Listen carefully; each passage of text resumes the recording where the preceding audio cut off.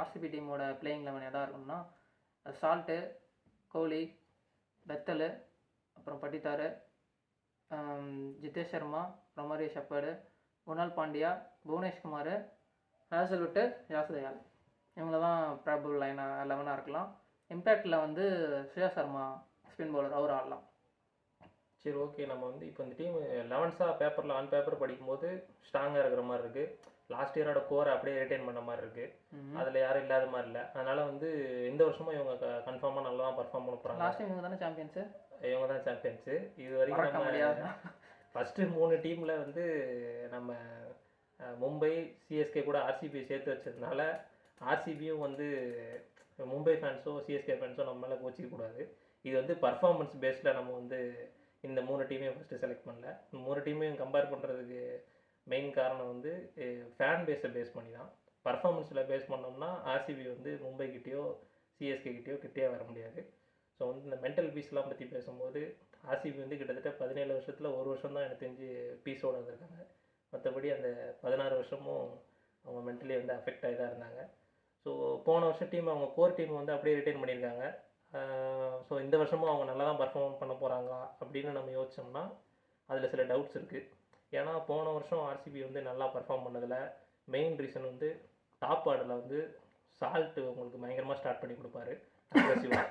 கோலி என்னதான் இருந்தாலும் வழக்கம் போல் ஸ்டார்ட் பேடை போட்டு ஒரு ஸ்டெபிலிட்டி கொடுத்தாலுமே அதை அவர் வந்து எப்போவுமே அவர் மேலே தப்பு சொல்லாத மாதிரி மேட்ச் வின்னிங் நான் ஆடலனா கூட ஒரு ஸ்டார்ட் பேடை போட்டு 40 பாலுக்கு 55, 30 பால்ஸ்க்கு 45ன்னு அவர் அடிச்சு அவரோட பேரை காப்பாற்றிப்பார். அவரோட ஆனால் எனக்கு தெரிஞ்சு அப்படி ஒரு பிளேயர் டீமில் இருக்கணும்னு நான் எப்போ கன்சிடர் பண்ணுவேன்.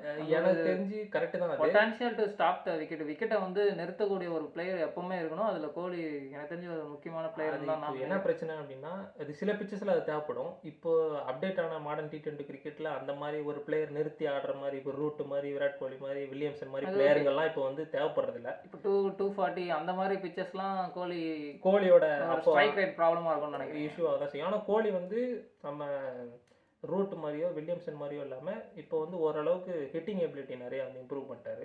ஸோ ஓரளவுக்கு பண்ணியிருக்காரு.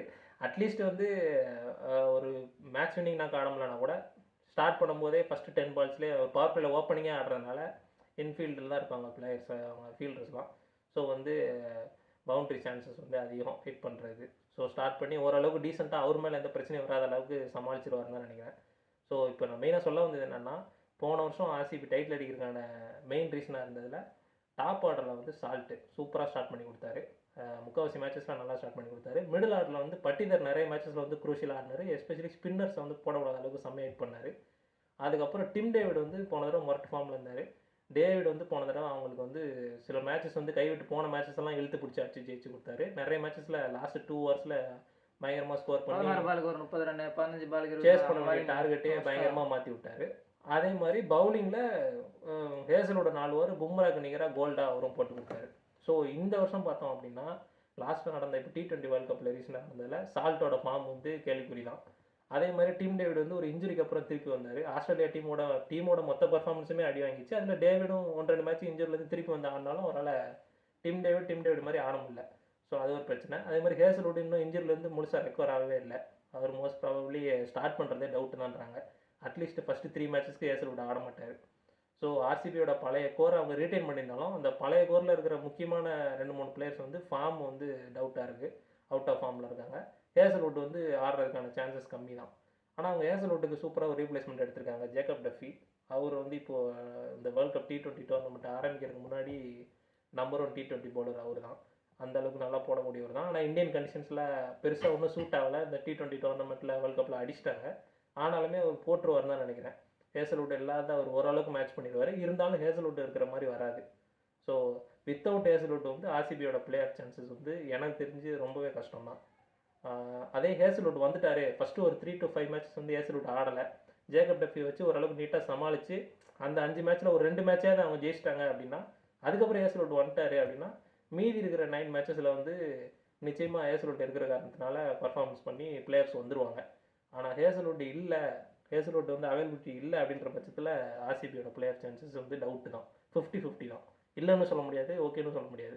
ஏன்னா நமக்கு தெரியாது, ஒருவேளை சால்ட்டு வந்து வேர்ல்டு கப்பில் முன்ன பின்ன இருந்தாலும் ஐபிஎல்லில் வந்து ஸ்டார்ட் பண்ணதுலேருந்து ஒருவேளை ஃபார்முக்கு வந்துடலாம்.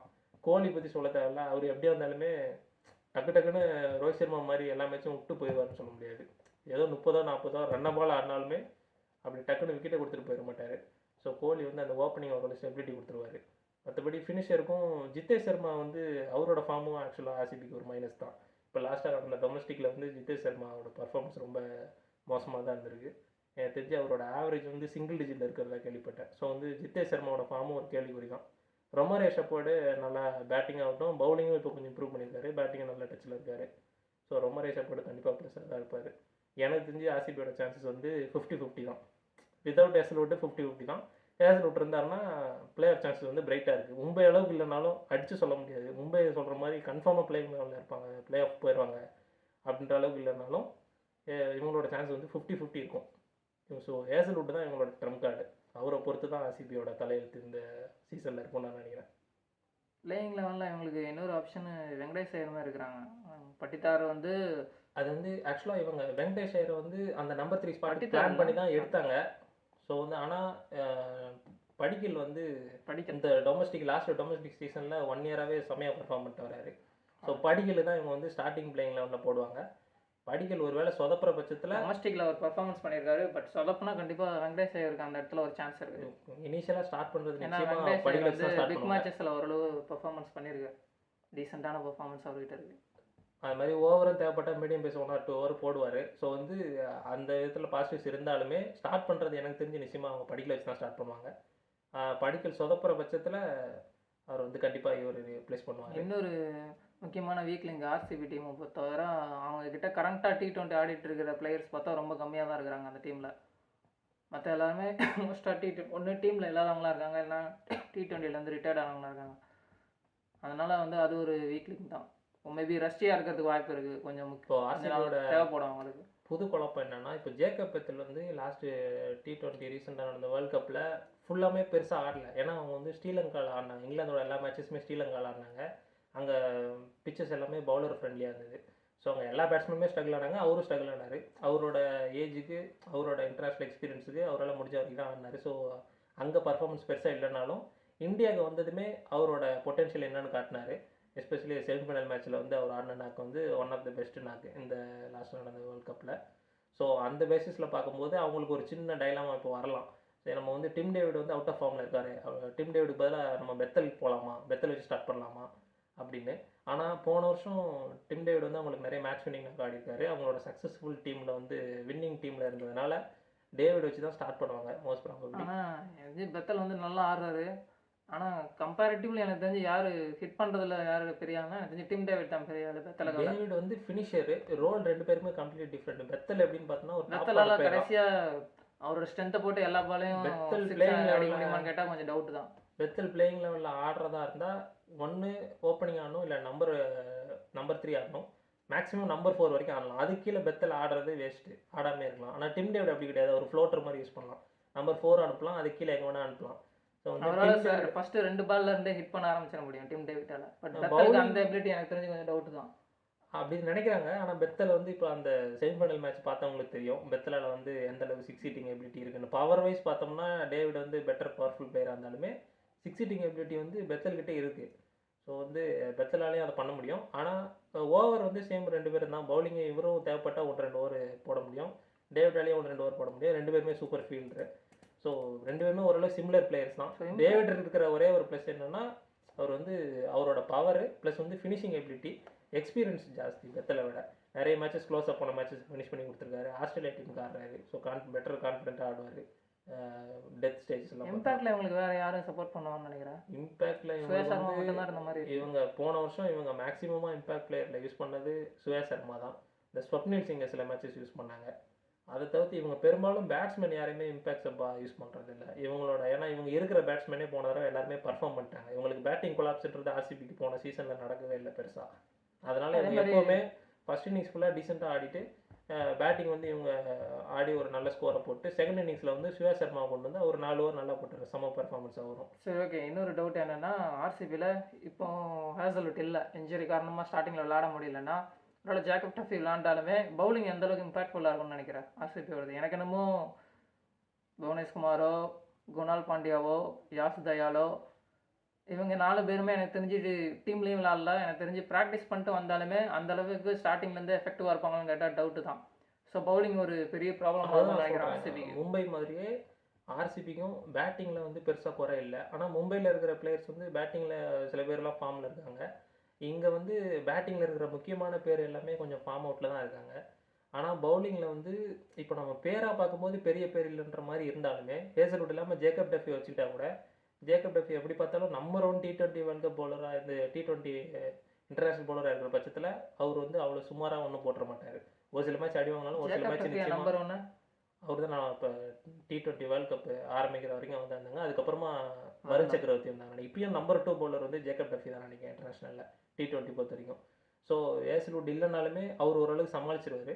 அதை தவிர்த்து புவனேஸ்வர் பற்றி நமக்கு தெரியும், எப்படியும் வந்து பவர் பிளேல 2 ஓவர் லாஸ்ட்டில் 2 ஓவர் ஓரளவுக்கு சமாளிச்சிருவாரு. எனக்கு ஒரு ஐடியா என்னன்னா சர்ப்ரைஸாக ஜேக்கப் டஃபி பெட்டராகவே பண்ணிடலான்னு கூட எனக்கு தோணுது. அதுக்கும் வாய்ப்பு ஏன்னா ஒரு சில மிஸ்டேக்ஸ் வந்து அவர் கரெக்ட் பண்ணி லாஸ்ட்டாக வீசின ஸ்பெல் வந்து பெட்டராகவே வீசினாரு இந்தியாவுக்கு.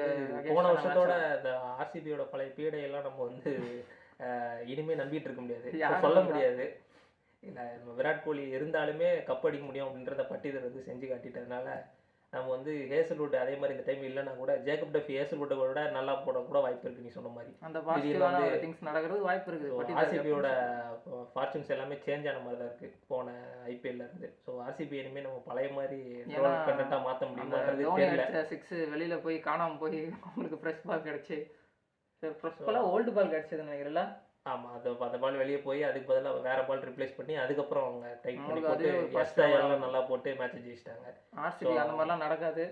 வழக்கமாக ஆர்சிபிக்கு அந்த மாதிரி எதுவும் நடக்காது. ஆனால் இப்போ பழைய ஆர்சிபி மாதிரி தெரியல, அவங்களோட ஃபார்ச்சூன்ஸும் சேஞ்ச் ஆன மாதிரி இருக்குது. அவங்க அது எல்லாமே அவங்க நல்ல ஆக்ஷன் கப் அடிச்சதுனால அவங்களுக்கு அதுவும் இந்த 3 டீமில் ஆக்ஷனில் டெஃபினட்டாக வந்து சிஎஸ்கே விட ஆர்சிபி ஆகட்டும் மும்பை ஆகட்டும், மும்பை இருந்த 2 கோடியை வச்சுக்கிட்டு டிகாக்கை எடுத்திருக்காங்க.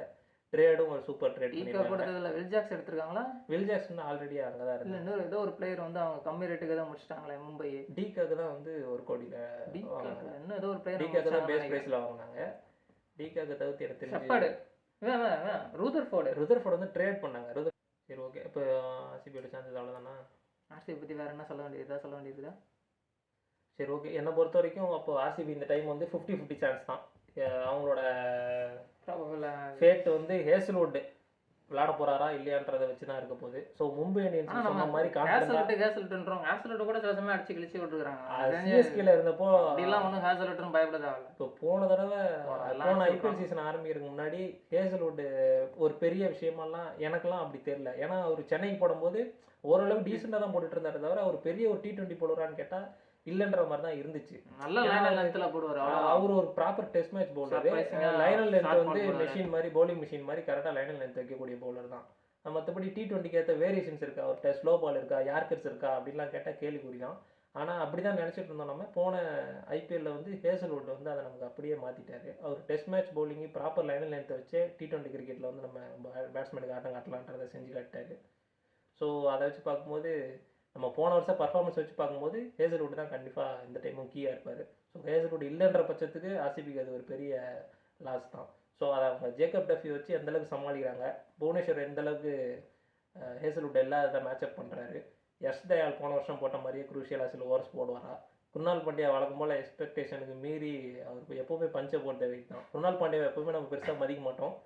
அவர் வந்து பேட்டிங்லேயும் சரி பவுலிங்லேயும் சரி ஒரு அறகுறை அப்படின்ற மாதிரி நம்ம நினைப்போம். ஆனால் முக்கியமான மேட்சஸில் பார்த்தோம்னா நம்ம எதிர்பார்க்காததுக்கு மீறி எல்லாருமே சொதப்பினாலும் குருணால் பாண்டியா தனியாக ஏதாவது ஒரு பர்ஃபார்மன்ஸ் பண்ணி யாருமே குருணால் பாண்டியாவுக்கு குருணால் பாண்டியாவை எப்படி நம்ம ஆடுறது அப்படின்னு அவரோட பவுலிங்காக இருக்கட்டும், குருணால் பாண்டியா எப்படி விக்கெட் எடுக்கிறது அப்படின்னு அவர் பேட்டிங்காக இருக்கட்டும் பெருசாக யாரும் அனலைஸோ அவருக்கு ஒரு பிளானோ பண்ண மாட்டாங்க. ஸோ எப்பவுமே அவர் வந்து அவுட் ஆஃப் த பாக்ஸாக வந்து சில மேஜிக் பண்ணியிருக்காரு. அவர் போன வருஷமும் அந்த மாதிரி எனக்கு தெரிஞ்சு ஃபைனல்லையுமே குருணால் பாண்டியா தான் போன சீசன் வந்து அவங்களுக்கு ஒரு குரூஷியல் மேட்ச் ஆண்டாருன்னு நினைக்கிறேன்.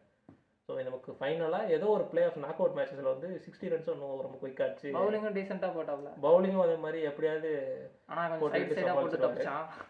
ஏதாவது ஒன்று பண்ணி நிச்சயமாக அவர்கிட்ட வந்து அவரால் தோத்ததுன்றது இருக்காது, ஜெயிச்சிருவனா இருக்குமே தவிர டீசெண்டாக போட்டு தப்பிச்சுட்டு போயிடும். ஸோ வந்து குருணால் பாண்டியா எப்படியுமே அவனும் ஒரு கீ தான். பட் வந்து ஜென்ரலாக பார்த்தோம் ஓவராலாக பார்த்தோம் அப்படின்னா ஹேசல்வுட் தான். ஹேசல்வுட்டோட அவைலபிலிட்டி பொறுத்து தான் ஆர்சிபியோட தலையெழுத்து இந்த சீசனில் இருக்கும்னு நான் நினைக்கிறேன். And Bethel and Tim David அவங்க 2 பேரும் எந்த அவங்க அளவுக்கு ரெண்டு அவங்களால யார் ஆட போகிறாங்கன்றதும் ஒரு கேள்வி. டச்சில் வந்து ஆடுறாங்களோ அது பொறுத்து முக்கியம். அது சொல்ல ரொம்ப முடியாது முக்கியம். ஒரு வேளை. ஏன்னா டீம் சால்ட் வந்து எனக்கு தெரிஞ்சு அவ்வளோ ஃபார்ம்லேயே இல்லை. ஆள் வேறு ரொம்ப டொக்காகி போயிருக்காப்புல சால்ட், என்னன்னு தெரியல. நம்ம அதை வச்சு பெருசாக ஒரு பிளேயரை கடிக்க முடியாது. இப்போ இஷான் கிஷன் பார்த்தோம்னா ஆள் வந்து 4 அடி 5 அடி தான் இருக்கிற மாதிரி இருக்காரு. ஆனால் அவர் அடிக்கிற ஷாட்லாம் பார்த்தோன்னா எங்கேயோ போகுது, எல்லாமே கிரௌண்டில் தான் விழுது. ஸோ சால்ட் ஒருவேளை நீ சொன்ன மாதிரி சால்ட் வந்து ஃபஸ்ட்டு 3 to 5 மேட்சஸில் சொதப்புறாரு அப்படின்ற பட்சத்தில் சொல்ல முடியாது. அவங்க வந்து பெத்தலை டாப்புக்கு ஆட வச்சுட்டு பெத்தலு கோலி ஓப்பன் பண்ணிட்டு லெஃப்ட் ரைட் இல்லாட்டி படிக்கலும் கோலி ஓப்பன் பண்ணிட்டு நம்பர் 3ல பெத்தல் ஆடிட்டு நம்பர் 4ல டேவிட். ஸோ பெத்தல் டேவிட் 2 பேருமே கூட டீமில் ஆடுறதுக்கும் வாய்ப்பு இருக்குது. அது இன்னும் பெட்டராக இருக்கும் அவங்களுக்கு எனக்கு தெரிஞ்சு. விக்கெட் கீப்பருக்கு வந்து அவங்களுக்கு பிரச்சனை இல்லை, ஜிதேஷ் சர்மா இருக்கிறதுனால சால்ட்டை வந்து அவங்க வெறும் பேட்ஸ்மேனாக தான் ஆடுறாங்க. ஸோ சால்ட்டு சொதப்புற பட்சத்தில் நிச்சயமாக வந்து சால்ட்டை வந்து ட்ராப் பண்ணிவிட்டு, ஆனால் அவ்வளோ சீக்கிரம் ட்ராப் பண்ண மாட்டாங்க. அட்லீஸ்ட் எனக்கு தெரிஞ்சு ஒரு 4 மேட்சஸாவது சான்ஸ் கொடுப்பாங்க. அந்த 4 மேட்ச்சில் ஒரு மேட்ச் கூட பர்ஃபார்ம் பண்ணுற பட்சத்தில் படிக்கலும் கோலியும் ஸ்டார்ட் பண்ணிட்டு பெத்தல் நம்பர் 3 நம்பர் 4 வந்து பட்டிதர் நம்பர் 5. ஆனால் பவுலிங் ஒரு பெரிய ப்ராப்ளமாக இருக்கும் ஆர்சிபிக்கு எனக்கு தெரிஞ்சு. மோஸ்ட்டாக ஃபஸ்ட்டு சில கேம்ஸில் அது எந்த அளவுக்கு செட் பண்ண அவங்க அவங்களால போட முடியுது அப்படின்னு தெரியல, டவுட்டு தான். இப்போ மும்பை இந்தியன்ஸுக்கு வந்து ஹர்திக் பாண்டியா சப்போர்ட் பண்ணிடுவார். மேக்ஸிமம் எனக்கு தெரிஞ்சு 4 ஓவர் போட்டுருவார் எல்லா மேட்ச்லயும். ஷெப்பர்ட் இருக்காரு, பட் ஆனால் ஷெப்பர்ட் அடிச்சு அதுதான் சொல்ல வந்தேன். மினிமம் வந்து 3 ஓவர் பாண்டியா போட்டுருவார். ஆனால் அந்த ஒர்க்கை வந்து ரொமாரே ஷெப்பர்டால பண்ண முடியுமான்றது டவுட்டு தான். இப்போ வெஸ்ட் இண்டீஸ்க்கு அவர் பண்ணார். ஆனாலும் வெஸ்ட் இண்டீஸ் வந்து சின்ன டீம்ஸ் கூட ஆடும்போது இப்போ அவரோட பவுலிங் பெட்டராக இருந்துச்சு. பெரிய டீம் கூட வரும்போது ரொமாரே ஷெப்பர்டால 4 ஓவர் ஃபுல்லாமே கம்ப்ளீட் கூட பண்ண முடியல அவரோட கோட்டாவை. ஸோ வந்து ரொமாரே ஷெப்பர்டால ஒரு 2 ஓவர்ஸ் அவங்களுக்கு மினிமம் கொடுத்தே ஆகணுன்ற நிலமை தான் நினைக்கிறேன். இல்லாட்டி அவங்க பேட்டிங் வந்து காம்ப்ரமைஸ் பண்ணுற மாதிரி நிலமை வரும். அவங்களோட பேட்டிங் ஆடுற இந்த அளவு ஸ்ட்ராங்காகவே வச்சுக்கணும் அப்படின்னா ரொமாரே ஷெப்பர்ட் வந்து ஒரு 2 ஓவர் 3 ஓவராச்சும் போடுற நிலமை வரும். ஸோ அந்த ஓவரை டார்கெட் பண்ணி ஆப்போனன்ட் டீம் அடிப்பாங்க. ஸோ வந்து இவங்களோட பவுலிங் வந்து கொஞ்சம் பிரச்சனை தான். மும்பை இந்தியன்ஸ் கம்பேர் பண்ணும்போது இவங்களோட பிளேயர் சான்சஸ் வந்து கொஞ்சம் கம்மி 50-50 தான்.